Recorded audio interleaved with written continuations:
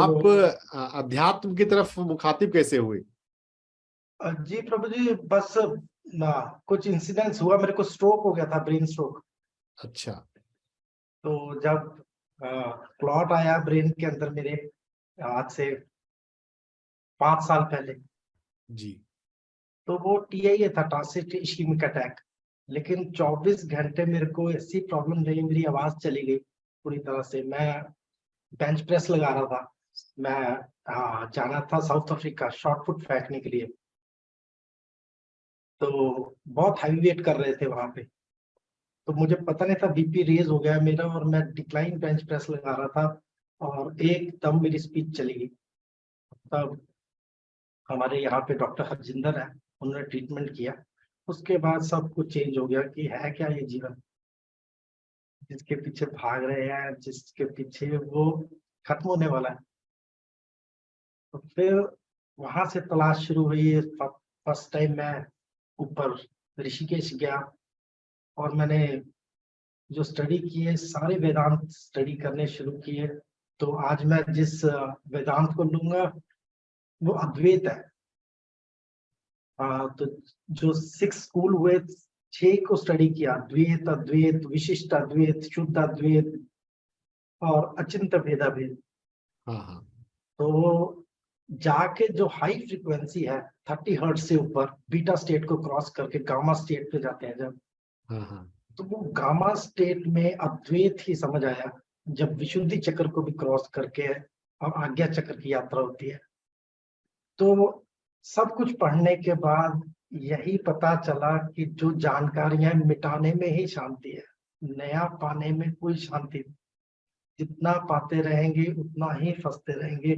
माया 2 तरह से काम करती है, एक को कहते हैं आवरण, और दूसरे को कहते हैं विक्षेप। आवरण का मतलब है पर्दा डाल देती है वो, और विक्षेप का मतलब है उस पर कोई और ही पिक्चर चला देती है। तो आदि शंकराचार्य जी कहते हैं कि ब्रह्म सत्य, जगत मिथ्या। असत्य नहीं है, पर मिथ्या है, जैसा दिखता है वैसा नहीं है।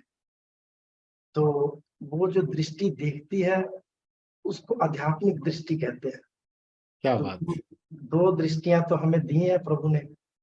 एक दृष्टि हम उपनयन संस्कार द्वारा लेते हैं, जिसको कि विद्या की दृष्टि कहते हैं। हम विद्वान हो जाते हैं किसी एक फील्ड के अंदर। हम्म।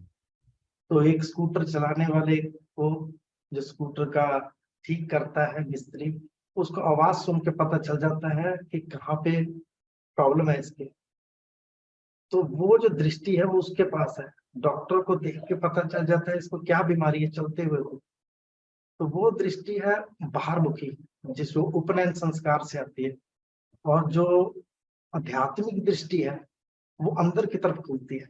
वो आत्मा का अध्ययन करना शुरू करती है, और देखती है सभी में एक ही आत्मा है। तो ये थोड़ा सा मैं बताता हूँ, कोशिश करता हूँ इस पे बताने की, जी। अगर दिख रहा है तो। हमारे 3 शरीर होते हैं, एक भौतिक, फिजिकल बॉडी, हाँ। एस्ट्रल बॉडी और कॉजल बॉडी। जी। भौतिक शरीर, सूक्ष्म शरीर और कारण शरीर। हाँ। और जिस टॉपिक को हम कोशिश कर रहे हैं कवर करने की, कि भौतिक शरीर, इसको जितना मर्जी ठीक कर लो, इसको एक दिन नाश होना है। तो एब्सोल्युटली ट्रू। वो क्या है जिससे कि ये परमानेंट रिलीफ हो जाए? वो है भय का नाश। भय भय का। खत्म हो जाए। हम सब भयभीत है इसलिए यहाँ है। नहीं तो इस टॉपिक को कोई 2 साल का बच्चा नहीं सुन रहा। जिसको भय नहीं वो क्यों सुनेगा? तो सबसे जरूरी है भय से मुक्ति। जी। और भय का मूल कारण है अज्ञान। हम्म। तो जो मूल भौतिक शरीर है, ये 5 महाभूतों से मिलकर बनता है। बिल्कुल। पृथ्वी, जल, अग्नि, वायु और आकाश। हम्म। ये ही प्रकृति है, जिससे पुरुष आके मिलता है। और ये भगवद गीता के 14 चैप्टर में आपको मिलेगा पूरा। यस। तो 14वें अध्याय में त्रिगुण, भगवान कृष्ण से अर्जुन पूछता है, ये जीव फंस क्यों जाता है आके? क्या होता है ऐसा कि जीव निकलना नहीं चाहता है यहाँ से? क्यों इसको बचाने की कोशिश करता है, 100 साल का जीवन जीना चाहता है। जब जानकारी होती है तो स्वामी विवेकानंद 38 की उम्र में चले जाते हैं, आदि शंकराचार्य 32 साल की उम्र में जाते हैं। तो ये उम्र बड़ी होने से क्या फायदा होगा, तो ज्ञान होते ही उसकी मुक्ति हो जाती है। तो ये जो 5 महाभूत है, इनके जितना क्लोज रहोगे उतना ही आपका भौतिक शरीर सुखी रहेगा। यही कारण मंदिर में जाते ही, गुरुद्वारे में जाते ही इन सबसे पहले नंगे पैर कर दिया जाता है, ताकि धरती के कांटेक्ट में आ जाओ। दूसरा, वो पानी से हाथ पैर धुलाना पड़ते हैं, जिससे कि पानी को कांटेक्ट में आ जाओ। वहां पे जोत जग रही है, जो भी वहां प्रकाश किया हुआ है, ताकि आप प्रकाश के कांटेक्ट में आ जाओ।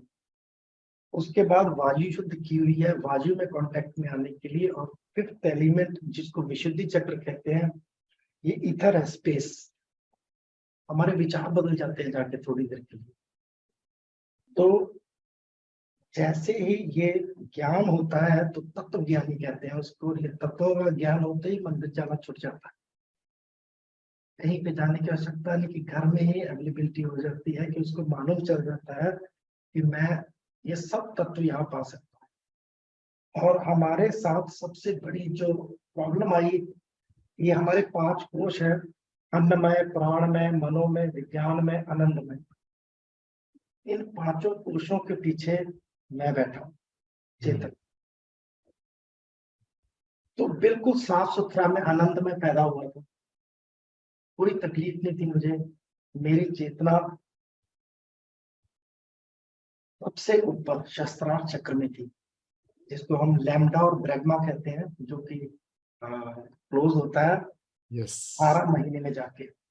जब तक ये खुला हुआ है, ब्रह्म के कांटेक्ट में हम, शनै शनै ये बंद होना शुरू होता है धीरे धीरे।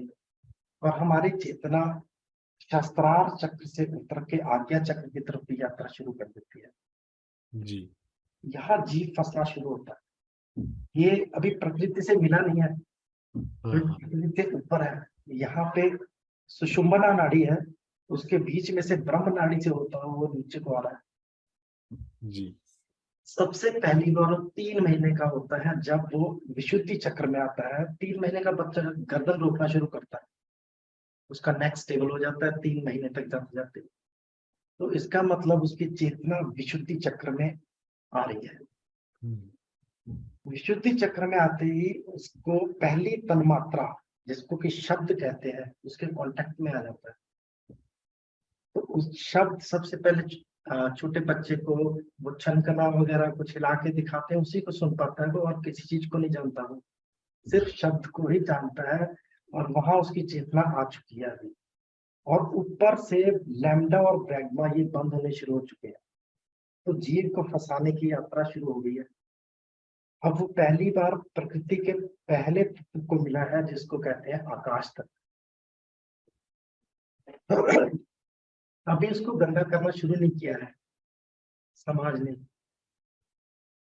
और थोड़ा धीरे धीरे नीचे आता है तो ये थाइमस ग्लैंड, जिसको अनंत चक्र कहते हैं, यहाँ पे आके दूसरी चेतना, जिसको कि तन्मात्रा है स्पर्श,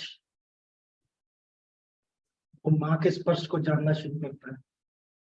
किसी गोद में चुप होता है तो दूसरे के रोने लगता है, कि स्पर्श पता लगने लग गया उसको। शब्द और स्पर्श 2 तन्मात्राएं उसकी खुल गई। उसके बाद थोड़ा और नीचे जीव जाता है तो मणिपुर चक्र की तरफ अग्रसर हो जाता है। अब उसको रूप पता लगने लग गए, तीसरी तन्मात्रा। सर वो जो आप लिख रहे हैं वो दिख नहीं रहा है, आप रहने दीजिए उसको, आप डायरेक्ट वही बताइए, क्योंकि वो दिख रहा है। मेरे को आदत है प्रभु जी हाथ चलाने की, मैं नीचे चलाता रहता हूँ फिर। जी जी जी जी जी। तो जो तीसरी तन्मात्रा वो है रूप, ये अग्नि चक्र है। इस रूप के अंदर उसको अब दिखने लग जाते हैं। वो उसकी चेतना यहाँ पहुंचने के बाद 6 महीने का हो चुका है वो, और वो बैठना शुरू कर चुका है, क्रॉलिंग शुरू कर चुका है। उसकी चेतना पहुंच रही है मणिपुर चक्र तक। तो मणिपुर चक्र में जाके उसको रूप पता लगने लगते हैं, वो माता की तरफ जाता है और उसको दिखना शुरू हो जाते हैं रूप। धीरे धीरे उसकी तन्मात्रा और नीचे उतरती है और जीव रस की तरफ जाता है जिसको जल तत्व कहते हैं, और आखिरकार वो 12 साल का होने पे पृथ्वी तत्व में पूर्ण रूप से फंस जाता है जब उसको प्यूबर्टी आती है। जैसी प्यूबर्टी आती है अनहंत चक्र बंद हो जाए। Thymus gland replace by fat tissue at the age of 12। 12 साल के आसपास अनहंत चक्र बंद हो जाता है।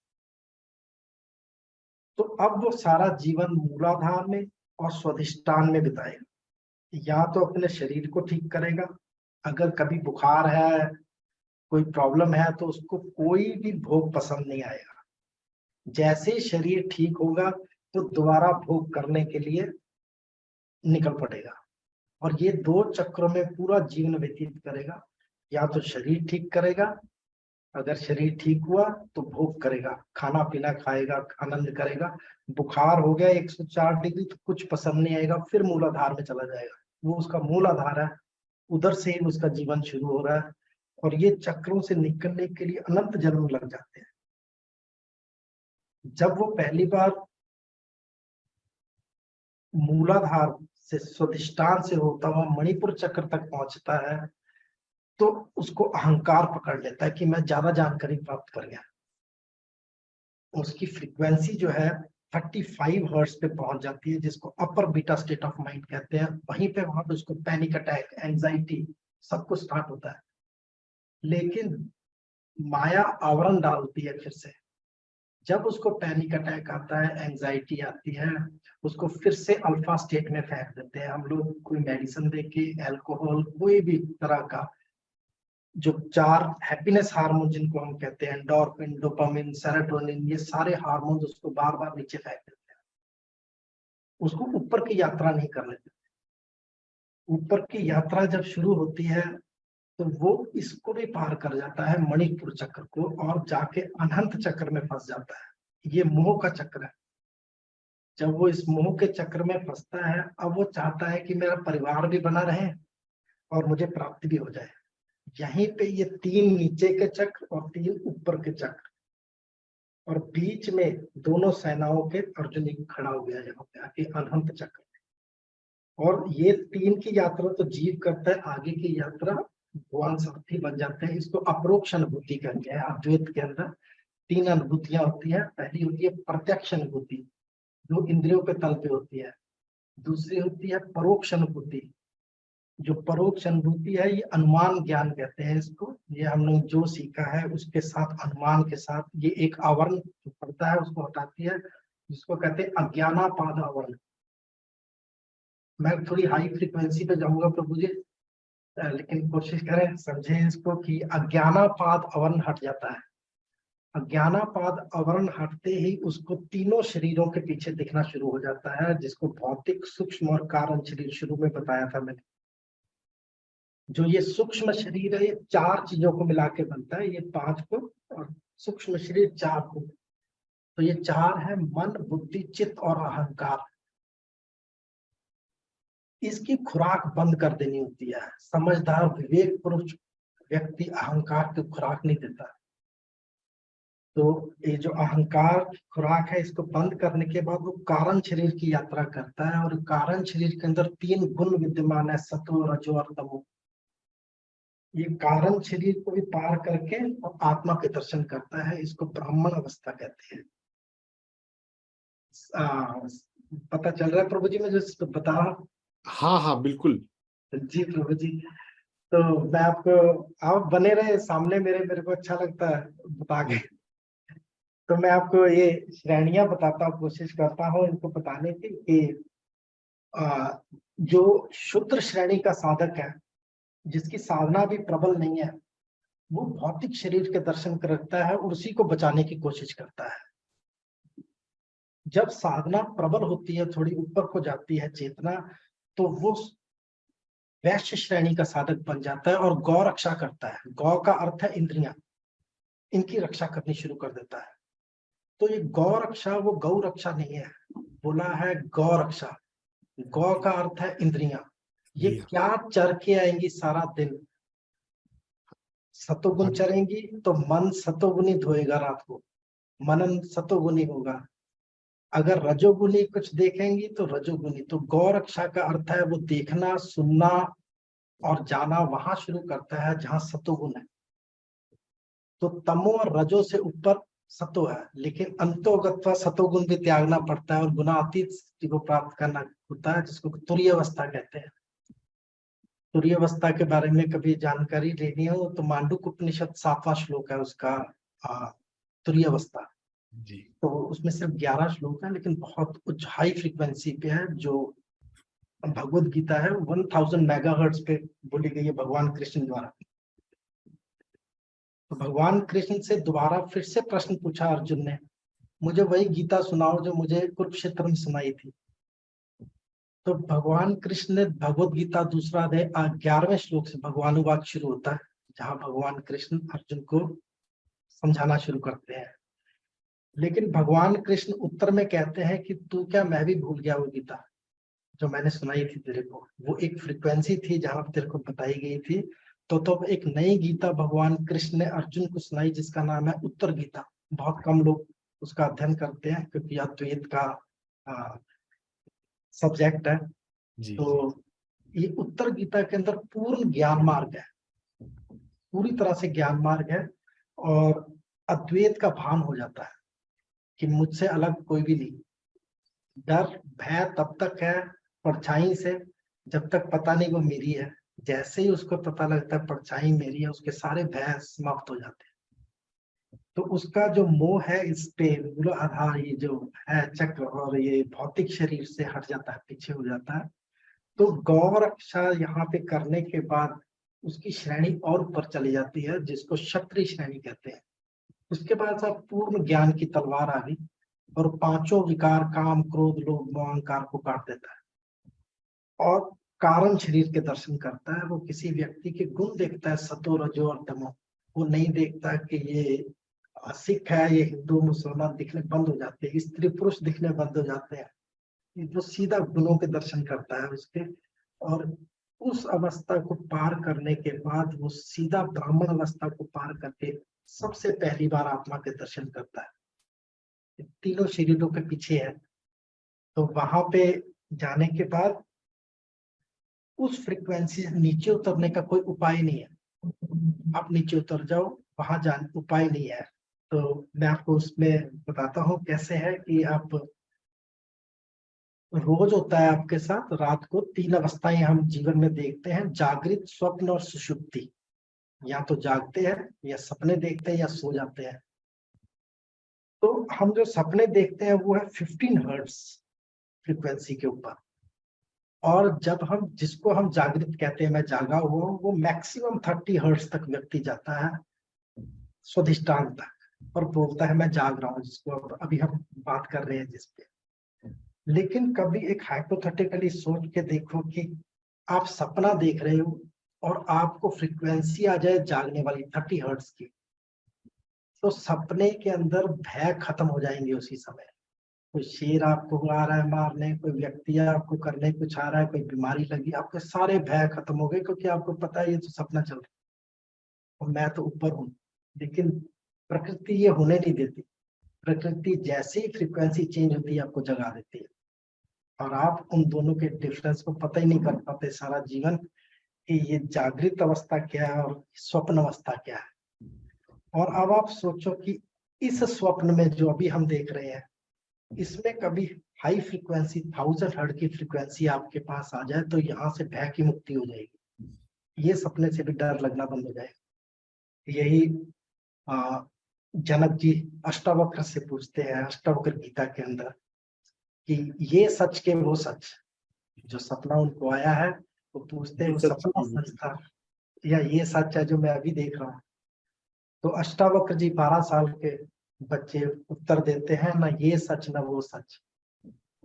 जो देख रहा है अभी ये भी सच नहीं है, ये भी समाप्त होगा, और जो देख के आया है वो तो खत्म हो ही गया।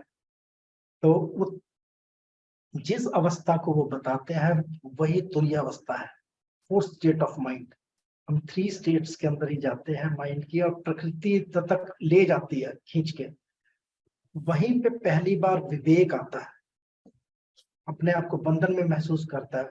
कोई उसमें भी बहुत कम व्यक्तियों में वो बंधन महसूस होता है, उसको विवेक कहते हैं। विवेक के बाद वैराग आ जाता है, वैराग के बाद षट संपत्ति आती है। षट संपत्ति में शम, दम, प्रतीक्षा, उपरति, श्रद्धा और समाधान, ये 6 संपत्तियां वो इकट्ठी करता है। और चौथी मुमुक्षुता। विवेक, वैराग, षट संपत्ति, उसके बाद आती है मुमुक्षुता। और मुमुक्षु को भगवत गीता पहली बार में समझ आ जाती है, क्योंकि वो यात्रा करके आया नीचे से। और दूसरा है जिज्ञासु। आपको जिज्ञासु और मुमुक्षु में फर्क पता करना बड़ा कठिन हो जाएगा। दोनों के प्रश्न एक जैसे होते हैं, जिज्ञासु के भी और मुमुक्षु के भी। लेकिन मुमुक्षु एक प्रश्न को दोबारा रिपीट नहीं कर पाता, क्योंकि उसको पता है एक ही गुरु से आज मैं प्रश्न पूछूंगा, उसका उत्तर आज अलग मिलेगा। 1 साल बाद उसी गुरु से फिर प्रश्न करूंगा तो उत्तर अलग मिलने वाला है, एक उत्तर नहीं रहने वाला। क्योंकि जी। आकाश तत्व है, विशुद्धि चक्र आकाश में गुम हो जाता है। जिस 10th में आपके 10 में से 10 मार्क्स आए थे, उन्हीं प्रश्नों को मैं आपके सामने आज रख दूं तो शायद आपको प्रश्न भी याद नहीं होंगे, जबकि मैंने ही लिखे थे। तो ये प्रभु जी अब होता कैसे है कि जब ये पंचकोश के अंदर अन्नमय, प्राणमय, मनोमय, विज्ञानमय और आनंदमय, आनंदमय और विज्ञानमय के बीच में एक कोश है, मनोमय के बीच में एक कोश है जिसको विज्ञानमय कोश कहते हैं। जी। ये जितना साफ रहेगा व्यक्ति उतना आनंद में रहेगा। रोज रात को ये 5 कोश खत्म होकर हम आनंद में चले जाते हैं, सुषुप्ति में, और रिलैक्स हो जाते हैं। जैसे ही हमारा प्रकाश होता है और चिदाभास की तरफ जाता है, जिसको मन, बुद्धि, चित्त, अहंकार कहते हैं, वहां पे पैदा होते ही 2 साल का होते ही हमें गंदा करना शुरू कर दिया जाता है। विज्ञान में कोश को एक स्त्री को लाके सामने खड़ा करते हैं और कहते हैं ये मदर है, माँ, बोल इसको माँ। तो ये बड़ी हाई फ्रीक्वेंसी पे है, एक्सेप्ट करना मुश्किल होगा तो आप इसको सुनते जाना। तो ये हमारे रिश्ते बनाने शुरू कर देते हैं वहां पे। और करता कौन है? हमारे ही पूर्वज, हमारा ही समाज इस अन्न में कोश, इस विज्ञान में कोश को गंदा करना शुरू कर। पैसा कमाना जरूरी है, जीवन ऐसे जीना है, सब कुछ सिखाया जाता है। ये पिता है, ये माँ है, ये भाई है, ये बहन है, ये तेरा देश है, ये तेरा धर्म है, ये सब कुछ उसके ऊपर आरोपित कर दिया जाता है। जैसा वो नहीं था वैसा उसको जबरदस्ती बनाया जाता है, और वो सारी उम्र फिर इसको मिटाने को लगा रहता है। भगवत गीता, कुरान, ये सारी चीजें रबड़ की तरह काम करती हैं इसको मिटाने के लिए। लेकिन इसमें भी 3 पार्ट आते हैं, श्रवण, मनन, निधिध्यासन। जो श्रवण किया है उसका मनन करना, मनन करके उसका निधिध्यासन करना। ये निधिध्यासन हाई फ्रिक्वेंसीज पे आता है, जहाँ 40 हर्ट्ज को भी क्रॉस करता है व्यक्ति। तो ये विज्ञान में कोश में आप सोच के देखो, किसी व्यक्ति को नहीं पता उसकी मदर का, उसके देश का, उसके किसी भी चीज का उसको नहीं मालूम, पैसा कमाना है, ये करना, उसको दुखी करने का उपाय किसके पास है? उसको दुखी नहीं कर सकते आप। किस चीज का भय है उसको? ना किसी को खोने का भय है, क्योंकि संसार हमारा 5 लोगों का होता है सिर्फ, जो हमारे घर के, जिनसे हमने प्रेम डाला है विज्ञान में कोश में, हमारा शरीर, सिर्फ ये 5 लोगों का पूरा संसार है। इनको कुछ नहीं होना चाहिए, बाकी सारा जगत है, जो मर्जी होता रहे, हमें कुछ नहीं, बस हमारे तक वो चीज नहीं पहुंचनी चाहिए। और पता है पहुंचेगी, लेकिन आज का दिन अच्छा निकल जाए, इसी में व्यक्ति सारा जीवन व्यतीत करता है। आज का दिन 10 साल, 5 साल ये निकल जाए बस, और बाकी कोई, और शरीर को भी बचाना चाहता है, ये आज ठीक रहे, स्वस्थ रहे। पता होता बीमार होना है तो क्यों नहीं वो चाहती, विवेक आता कि उसको पाले जिसका नाश होने का कोई उपाय नहीं है। भगवत गीता 2रा अध्याय श्लोक नंबर 16 में, 16 और 17, उसमें भगवान कृष्ण 14 नंबर श्लोक 2रे अध्याय में कहते हैं कि सर्दी, गर्मी, दुख, सुख मन के विषय अनित्य और नाशवान है, इनको सहन कर, ये खत्म नहीं होने वाले, मैं कोई उपाय भी नहीं दूंगा, इनको सहन करना पड़ेगा। और 16 श्लोक के अंदर वो बताते हैं कि नाच रहित तो उसको जान, जिससे ये सारा जगत दृष्टिमान है, जिसके ऊपर टिका हुआ है। ये सब कुछ मैंने जो लिखा है इस कागज पे टिका है। ये आद सच है, इसके बनने से पहले भी था। जुगाद सच है, ये मिटा देने के बाद भी रहेगा। है भी सच, ये बना हुआ है इसी के ऊपर, तो इसको महाआकाश कहते हैं। तो ये जो तत्व है, इनको जानने के बाद वो सारा विज्ञान में कोश साफ करता है। तो ये विज्ञान में कोश में जितना कम अंकित होगा उतना ही आदमी एंजाइटी को प्राप्त नहीं होगा, या फिर वो इस लेवल को क्रॉस कर जाए, प्रकृति से बाहर चला जाए और हाई फ्रीक्वेंसीज को प्राप्त कर ले। दो ही उपाय है, या तो अल्फा स्टेट में रहे वो नीचे उतर जाए, या फिर गामा स्टेट को निकल जाए। बीटा स्टेट, इसमें भी बीटा स्टेट में भी लो, मिडल और हाई होती है। जिस जो प्रॉब्लम क्रिएशन होती है, एंजाइटी, पैनिक अटैक, जिसके लिए हम स्पेशली जाते हैं गुरु के पास, या पीड़ा होती है, वो 30 हर्ट्ज की फ्रीक्वेंसी है, जहाँ वैगस नर्व नीचे चली जाती है। उसको स्टिमुलेट करना पड़ता है बार बार, और इसको स्टिमुलेट करने के लिए वैगस नर्व को जो उपाय बताए गए वही है, 5 महाभूतों के पास चले जाओ, नंगे पैर चलो, वैगस नर्व स्टिमुलेट होगी, चैंटिंग करो, वैगस नर्व स्टिमुलेट होगी, और व्रत रखो, फास्टिंग करो। इससे जो क्रोमोसोम टीलोमेयर होता है एक क्रोमोसोम के पास नीचे, तो वो टीलोमेयर जो होता है वो उसकी क्षति कम होती है, वो घिसना कम हो जाता है, और इसी से एज का पता लगता है, जीवन कितना बीतेगा। जी। ये भौतिक शरीर है सब कुछ। इस भौतिक शरीर को बचाने का कोई उपाय नहीं। इसको लंबा खींचोगे तो फिर भी भय लगता रहेगा, और उतने ही दुख ज्यादा देखोगे जितना ये लंबा चलेगा। इसका सबसे सरल उपाय है कि आप अभानापात आवरण को हटा दो। अभानापात आवरण जो हटता है उसका उपाय है अपरोक्ष अनुभूति।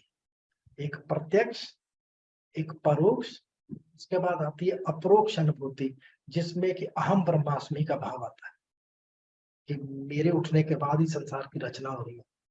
तो इसकी रचना मैं कर रहा हूँ सुबह उठने के बाद, और ये बिना ज्ञान के अहंकार की उत्पत्ति कर देता है। तो ये जैसे जैसे ये आपका ज्ञान बढ़ता जाता है, ज्ञान और विद्या में थोड़ा सा फर्क है। विद्या, विद्वान व्यक्ति वो है जो किसी और का ज्ञान पढ़ता है। जब किसी का ज्ञान पढ़ता है वो विद्वान हो जाता है, वो एक्वायर करता है नॉलेज को। विजडम नहीं आई उसके अंदर, वो अक्वायर कर रहा है किसी और का ज्ञान। मैं 700 श्लोक गीता के याद करता हूँ, और अष्टावक्र गीता, यम गीता, सारी गीताएं याद करके, रामायण याद कर लेता हूँ, वो सब अक्वायर कर रहा हूँ मैं। वो इस तरह से है जैसे मैंने नक्शा पढ़ लिया अमेरिका का, और पूरी तरह से याद कर लिया नक्शा, पर अमेरिका पहुंचा नहीं, मैं बैठा वहीं पे हूँ। उसको कहते हैं श्रवण। मनन करता हो व्यक्ति, उसको जेब में रखता है और चल पड़ता है। कभी भगवत गीता पढ़ता है तो कभी नहीं पढ़ता। और भगवान कृष्ण भगवत गीता के दूसरे अध्याय के 36 नंबर श्लोक में कहते हैं कि सभी ओर से परिपूर्ण जलाशय को पा लेने के बाद जब कोई समुद्र को देख लेता है, तो जितना प्रयोजन उसका छोटे कूपों में रह जाता है, उतना ही प्रयोजन ब्रह्म को जान लेने के बाद वेदों और ग्रंथों में रह जाता है। उसके हाथ से छूट जाते हैं ग्रंथ, क्योंकि नक्शा जो पहुंच गया है अमेरिका, उसको लोड नहीं, उसको जरूरत नहीं है। तो उसको पहचान पाना बड़ा कठिन हो जाता है। पहले तो उस संत का मिलना मुश्किल, फिर उसको मिल गया तो उसको पहचानना मुश्किल, आपके पास दृष्टि होनी चाहिए, फिर उसके साथ रहना मुश्किल, क्योंकि वो बहुत उल्टे काम करेगा जो इस संसार में चलते नहीं। तो पहले मिलना मुश्किल, उसके बाद उसको पहचानना मुश्किल, और फिर रहना मुश्किल। और विद्या जो मैंने बताया, किसी और का ज्ञान लेने के बाद विद्या आती है, और ज्ञान अपना होता है। जो मनन और निधि ध्यान द्वारा निकलता है वो आपका अपना होता है। तो ज्ञानी व्यक्ति के अंदर अहंकार की उत्पत्ति नहीं होती। विद्वान के साथ बात करने में भी भय लगने लग जाता है, क्योंकि विद्वान आदमी में अहंकार की उत्पत्ति हो जाती है, वो शब्दों में फंसा हुआ है। तो जैसे मनुष्य के 3 शरीर है, भौतिक, सूक्ष्म और कारण, ऐसे ही शब्द के भी 3 शरीर है, भौतिक, सूक्ष्म और कारण। वो किस कारण बोला गया, उसका कारण शरीर कैसा है, भौतिक, इसीलिए आप किसी अलग व्यक्ति का भाष्य पढ़ोगे तो हर व्यक्ति का भाष्य गीता पे अलग हो जाएगा। वो इसलिए नहीं कि गीता में अलग लिखा हुआ है, वो उसके कारण शरीर के हिसाब से उस चश्मे से गीता को लिख देता है जैसा वो देखता है, और वो गुण उसके कारण शरीर में विद्यमान है, जिस कारण ये कार्य होता है कि वो सब चीजों को लिखना शुरू करता है। और अब अड़गड़ानंद जी का या किसी के भी भगवत गीता के बहुत सारे अनुवाद हुए, शंकर भाष्य, और सबसे उत्तम जिनको माना गया शंकर भाष्य और ज्ञानेश्वरी, संत ज्ञानेश्वर का लिखा हुआ ज्ञानेश्वरी कभी पढ़ने का अवसर मिले तो ये सारे भय मिट जाएंगे, मुक्त हो जाओगे। Doctor Pankaj Bajaj, just for information, मैंने स्वामी राम और स्वामी शिवानंद जी प्रभु जी। की भगवत गीता मैंने पढ़ी है। जी प्रभु जी। जी, बहुत अच्छा है प्रभु जी। स्वामी शिवानंद ऋषिकेश के हुए, और जी ये भी प्रभु जी। मेडिकल डॉक्टर ही थे जी पहले। प्रभु जी। हाँ जी, हाँ जी। और स्वामी स्वामी राम के नाम से तो अभी उत्तराखंड में यूनिवर्सिटी भी डेवलप हुई हाँ, है। उनका तो बहुत आश्रम बहुत है। और मेरा, क्योंकि हम भी ऋषिकेश जहाँ साधना करने जाते हैं, टाट वाले बाबा के ऊपर जाते हैं, जब मनन करना होता है, मतलब कि मनन मन का अन्न है। कि जैसे आप भगवत गीता के दूसरे अध्याय के श्लोक नंबर 55, जी भगवान कृष्ण अर्जुन को कहते हैं, जिस क्षण तू इस अपनी संपूर्ण कामनाओं को भली भांति जानते हुए त्याग देगा, उसी समय इस श्लोक में सुने जाने वाले, परलोक में सुने जाने वाले सभी चीजों से तेरा वैराग हो जाएगा। तो सबसे जो दिक्कत वाली चीज है वो कामना। अगर आप शरीर को भी स्वस्थ रखने की कामना रखते हो तो दुख का कारण बनती है। भगवद गीता दूसरा अध्याय श्लोक नंबर 62-63, भगवान कृष्ण अर्जुन को बोलते हैं कि विषय चिंतन से कामना पैदा होती है, और कामना में विघ्न पड़ने से क्रोध की उत्पत्ति हो जाती है, और क्रोध से मति भ्रम, और उससे पतन हो जाता है। और कहीं गलती से कामना पूर्ण हो जाए, विषय चिंतन से कामना पैदा होती है, और ये आपका मति भ्रम कर देता है। और कहीं गलती से कामना पूर्ण हो जाए तो लोभ की उत्पत्ति हो जाती है, छूटती नहीं है जब तक भली भांति जानते हुए। श्लोक नंबर 55, दूसरा अध्याय। जी। तो प्रभु जी, ये क्या है कि ये जो चक्रों से तो साइड में निकल गए, चक्रों पे आप वापस आ जाते हैं। चक्र वापस आ जाता है चक्र तो। और हमारे हार्मोनल ग्लैंड्स। जी प्रभु जी, मैं आपको इस पे बताता हूँ कि तो प्रभु जी प्रैक्टिकल लेवल पे, क्लिनिकल लेवल पे डॉक्टर पंकज ये बताएं कि हमारे ऑडियंस तो व्यवहारिक जिंदगी में ज्यादा जानना चाहते हैं, जी प्रभु जी। स्वास्थ्य कंडीशंस को, कौन से स्वास्थ्य कंडीशन में कौन से चक्र इन्वॉल्व है, ये तो इसके बारे में थोड़ा बताएं। जी प्रभु जी, जैसे कि आप मणिपुर चक्र में जाते हो तो पैंक्रियाज मणिपुर चक्र से रिलेटेड है। जी तो आपको डायबिटीज होने का कारण यहाँ से, अगर आप मणिपुर चक्र पे ध्यान करते हो और इसकी अलग मुद्राएं होती हैं, जी उसपे आप प्राणमय कोश को एक्टिवेट करके और अपने डायबिटिक लेवल को कंट्रोल कर सकते हो कि 120 आपकी आ जाए खाली पेट आराम से। इस पे ध्यान करने मात्र से हो जाता है मणिपुर चक्र। और अनहंत चक्र पे थाइमस ग्लैंड है, टी लिम्फोसाइट्स निकलते हैं वहां से कि आपके, वैसे तो ये एट द एज ऑफ 12 बंद होता है, पर फिर भी कार्यरत रहते हैं, तो इससे इम्यूनिटी इंक्रीज हो जाती है। द्वितीय चक्र थाइमस ग्लैंड, थायराइड ग्लैंड, तो ये थायराइड ग्लैंड से आपका हाइपोथायराइडिज्म, हाइपरथायराइडिज्म सब बैलेंस हो जाता है आप विशुद्धि चक्र पे ध्यान करने मात्र से। और आज्ञा चक्र कई पीनल ग्लैंड से और कई पिट्यूटरी ग्लैंड से अलग अलग लोगों ने लिखा है, लेकिन जो पीनल ग्लैंड है ये बहुत अच्छा है आज्ञा चक्र के लिए। आज्ञा चक्र में आपके सेरोटोनिन, मेलाटोनिन और डीएमटी, डाइमिथाइल ट्रिप्टोमिन, ये 3 हार्मोन्स सेक्रेट होते हैं। और सेरोटोनिन हैप्पीनेस हार्मोन है, सनलाइट में जाने से ये बहुत अच्छा रिलीज हो जाता है। तो आज्ञा चक्र पे काम करने से आपको नींद भी अच्छी आने लग जाती है, क्योंकि मेलाटोनिन कॉज है नींद का आने के लिए। और डीएमटी जो है ये रिलीज होता है, जो मैं फ्रीक्वेंसीज में बात कर रहा हूँ, डाइमिथाइल ट्रिप्टोमेन को गॉड्स मॉलिक्यूल कहते हैं। ये ध्यान में रिलीज हो जाता है, मनन करते करते ही रिलीज हो जाता है। वो इतनी हाई फ्रीक्वेंसी, इतना अच्छा लेकिन वो बहुत कम चांसेस है रिलीज हो जाए। बहुत एकांतवास करना पड़ता है उसके लिए, डीएमटी रिलीज करने के लिए। और वैसे आजकल तो ये ड्रग मिलता है पब्स के अंदर, डीएमटी के नाम से। एक सुनने में बात आई है डॉक्टर पंकज की, एक प्रोसेस होता है ब्रेथ वर्क। जी प्रभु जी। ब्रेथ वर्क करते करते डीएमडी रिलीज कई बार होने लगा।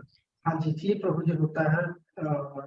जब आप प्राणमय कोश पे काम करते हो, क्योंकि ये सारे चक्र प्राणमय कोश में विद्यमान है, और प्राण के साथ ही भौतिक शरीर और सूक्ष्म शरीर अटैच है प्राण के कारण। प्राण के निकलते ही ये दोनों अलग हो जाते हैं।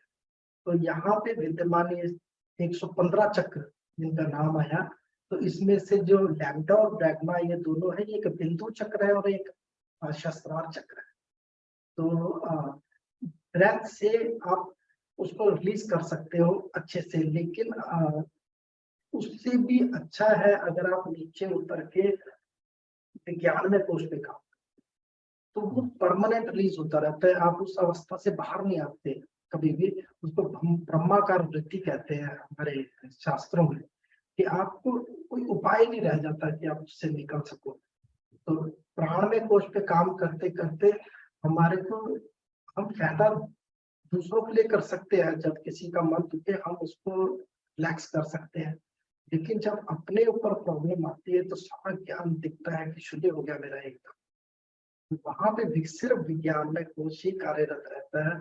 और ये बहुत अच्छा है। प्राण में कोश में आप किसी भी से यात्रा करोगे, चाहे यम नियम आसन प्राणायाम प्रत्याहार धारणा ध्यान समाधि के थ्रू जाओ, चाहे किसी भी योग के थ्रू, आपको यही 5 चक्र 5 कोश पार करने पड़ेंगे जो खुले खोले गए हैं।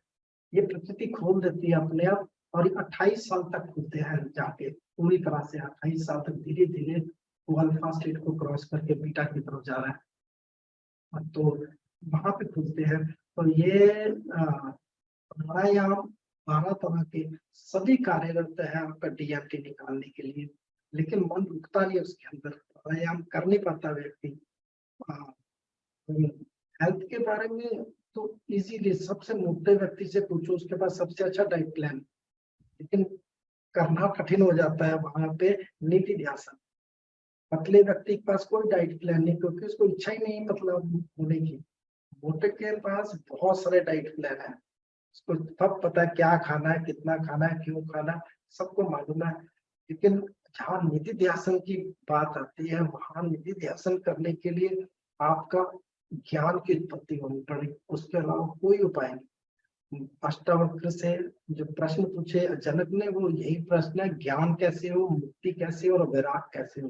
ये 3 प्रश्न उन्होंने पूछे, उन्होंने यही उत्तर दिया है कि बिना वैराग के ज्ञान नहीं और बिना ज्ञान के मुक्ति नहीं।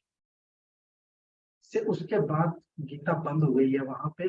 और दूसरा जो उत्तर देते हैं, विषय को विष के समान त्याग दो, विषय चिंतन को विष के समान त्याग दो, और क्षमा और जब इनको अपना ध्यान रखना अपने पास रख लो, उसी समय सारे हेल्थ प्रॉब्लम खत्म हो जाएंगे।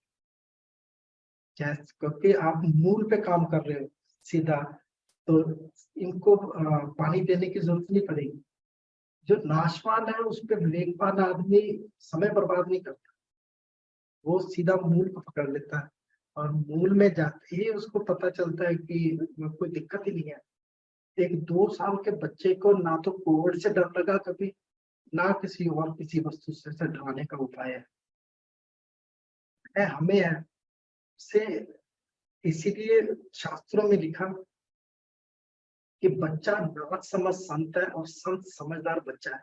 वो भी उसी अवस्था में चला जाता है 2 साल के बच्चे की तरह। सामने काम वासना हो रही है, उसको दिखती नहीं, सामने चोरी हो रही है, उसके अंदर नहीं है बच्चे के, इसलिए दिखती नहीं चोरी होती है। तो इसको दुखी करने का उपाय नहीं है, तो हम समझदार होकर करेंगे क्या, और दुखी हो जाएंगे। तो जितनी समझदार व्यक्ति उतना ज्यादा वो अपने ही अग्नि में जल जाता है, इतनी दिक्कत आती है। तो एक्वायर नहीं करना कोशिश, जो मेरा अनुभव है कि जो लिखा है वो भी मिटाना है। जिस दिन मिटता है उसी दिन रिलैक्सेशन, आपका आनंदमय कोश से मनोमय कोश तक आनंद डायरेक्ट आना शुरू हो जाता है, बीच का विज्ञानमय कोश खत्म हो जाता है। तो मेरा लिखने को कुछ नहीं है प्रभु जी, ना मैं बना के लाया, ना समय था मेरे अच्छा पास। डॉक्टर पंकज, आपने काफी अच्छी बातें बताई। जी साधना प्रभु। के बारे में कुछ बताएं। किस चीज के बारे में प्रभु जी? साधना। साधना। जी। साधना प्रभु जी कई प्रकार की है। साधना का अर्थ, जो मूल अर्थ है साधन। साधन, किस साधन से आप अमेरिका पहुंचोगे? तो कोई फ्लाइट से, कोई पैदल, कोई किसी तरह से साधन लेके वहां पहुंच जाता है। जैसे मैं यहाँ पहुंचा, एक साधन से पहुंचा। तो जब हम कोई प्राप्ति करना चाहते हैं उसके लिए भी कई प्रकार के साधन हैं, और अपनी प्रकृति के अनुसार अपना साधन चुन लेना चाहिए। तो गुरु बता देता है कि कौन से साधन से आप वहां पहुंचोगे। एक ज्ञानी व्यक्ति बोले सभी ज्ञान को प्राप्त करो, ये अच्छा नहीं है, उसकी प्रकृति की हो सकती है। तो ये सब साधन है, यही साधनाएं हैं कि बहुत तरह की साधनाएं। कोई क्रिया योग से पहुंचता है, खेचरी शांभवी करता हुआ, और कोई योग से पहुंचता है। तो ये सब साधन है। तो साधन ही साधना है कि जितनी प्रकार की साधनाएं हैं, लेकिन उसी को खोजते रहो अपनी प्रकृति के हिसाब से, और आगे का रास्ता खुलता जाता है अपने आप।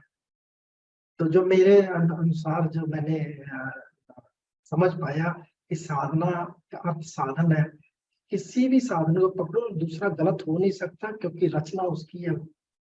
कोई भी व्यक्ति गलत हो नहीं सकता, क्योंकि अगर कोई मटका गलत बना है तो गलती कुम्हार की है, उंगली सीधी उस पे उठा रहे जिसने उसकी रचना की है। तो सभी साधनाएं परिपक्व है, और उस पर निरंतर चलते रहना बड़ा कठिन है। माया खींच के वापस ले आती है, आवरण डाल देती है, और फिर उसको तकलीफ आती है, फिर कुछ शुरू कर। तो उसको एक्सट्रीम लेवल तक ऊपर जाके, और प्राप्ति अंतोगत्वा एक ही होती है सबकी, कि शांत हो जाता है किसी भी साधन के माध्यम से जाए। बहुत बहुत सुंदर डॉक्टर पंकज। मैं आनापानसति ध्यान साधना का साधक हूँ।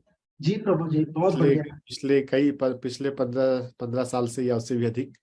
अनापान प्रभु जी। जी। जी, आनापान। विपස්සना करके आए होगे आप एक। विपासना करके तो नहीं आया, लेकिन हाँ, विपासना आनापान एक ही है। हाँ जी, पहले 3 दिन अनापान ही कराते हैं जी। वहां, हाँ। के बाद ही आगे की साधना शुरू होती है।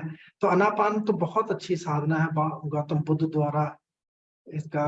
और ये मैं गौतम बुद्ध के बारे में थोड़ा सा जो मनन किया उसके बताता हूँ कि आप जिस चीज में सहज कर लोगे मन को, उसका भय खत्म हो जाएगा। अगर आपके 1 लाख भाई बहन होते और वहां रोज एक मृत्यु हो रही होती है, उनमें से आपका मन भय रहित हो जाता 10-12 के बाद, भय लगना खत्म हो जाता है आपको। लेकिन आपके पास एक एक है, तो भय का कारण है एक शरीर होना, एक भाई होना, एक पिता होना, एक सबको मान लो अपना, उसी दिन भय रहित हो जाओगे। तो भय का मूल कारण है एक होना। ये माया ऐसे ही खेल खेलती कि आपको एक एक दे दिया जाता है। तो गौतम बुद्ध के पिता ने एक बहुत बड़ी गलती कर दी कि उसको दूर कर दिया मृत्यु से, बीमारी से, और गरीबी से। ये उसको देखने नहीं दिया सारी उम्र, तो वो सहज नहीं हो पाए उसके साथ। तो जिस दिन उन्होंने पहली बार मृत्यु देखी, उनको वैराग हो गया। तो उनके पिता उनका कारण बन गए कि उनको बेचारे कोशिश तो कर रहे थे बचाने की कि कभी उनको दिखाओ, यस। और कारण बन गए वो खुद ही। जिस दिन उन्होंने देखा, क्योंकि पहली बार देखा, वो सहज नहीं था उनका मन, बचपन से देखा नहीं था। तो हम भी अगर कोई ऐसा व्यक्ति हो जो मृत्यु पहली बार देखे, 20 साल में कभी देखी ना हो बीमारी और मृत्यु, जिस दिन वो देखेगा गौतम बुद्ध हो जाएगा, क्योंकि उसने कभी देखा नहीं है। तो हमारा मन बचपन से वो देख देख के सहज हुआ पड़ा है कि ये तो आम बात है, इसीलिए हमें वो राग होने नहीं देते। जी जी, बहुत बढ़िया।